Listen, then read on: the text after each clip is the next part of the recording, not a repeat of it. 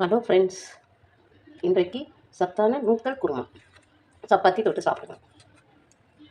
நல்லா பொடிசாக வாஷ் பண்ணி வேக விடணும்.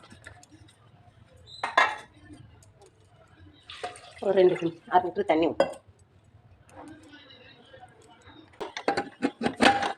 குக்கரை மூடி ஒரு 5 விசில் அடிக்கணும். இருந்துட்டுனா பார்ப்போம்.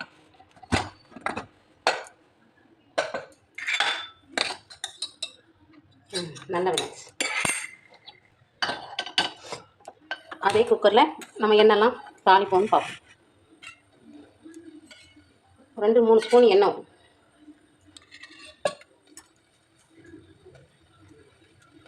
பிரிஞ்சி இலை, பட்டை, அன்னாச்சி பூ சிறுதுண்டு,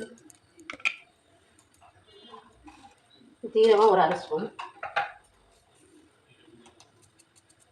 சோம்பு ஒரு 1/2 ஸ்பூன். நல்லா இதை வதக்கிக்கலாம்.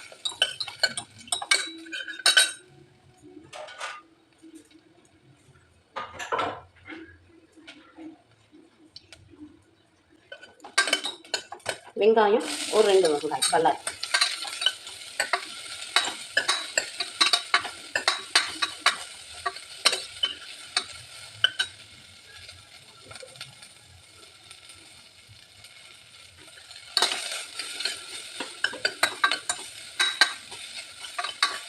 தக்காளி ஒரு பழம்,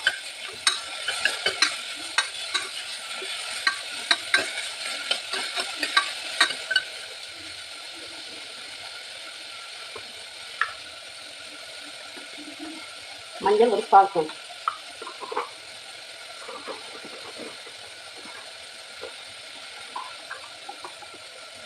வத்தப்பொடி நம்ம அவங்கவுங்க உரப்புக்கு தந்தாலும் போட்டுக்கலாம்.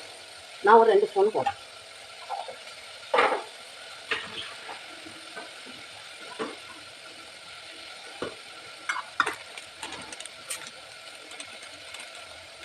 கரம் மசாலா 1 ஸ்பூன்.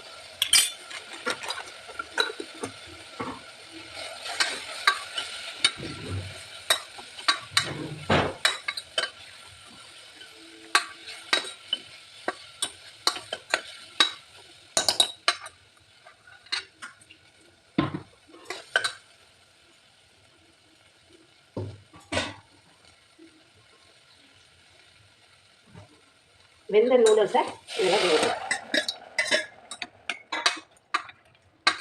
இது நல்லா கொதிக்கணும்.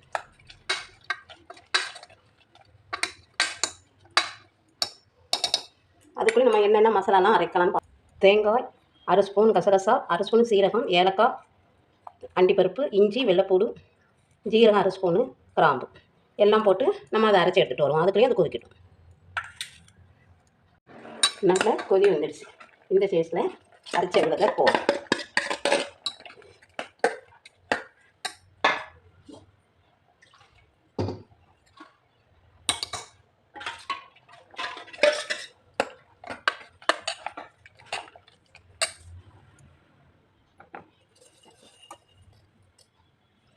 உப்பு சிறிதளவு,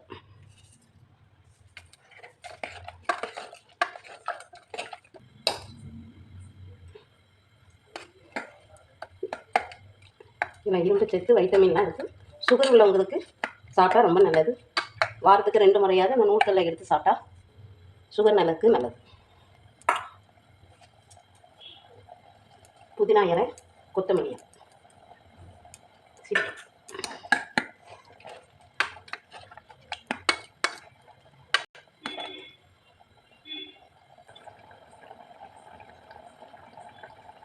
நல்ல கொதி வந்துடுச்சு. சத்தான நூல்கள் ரெடி.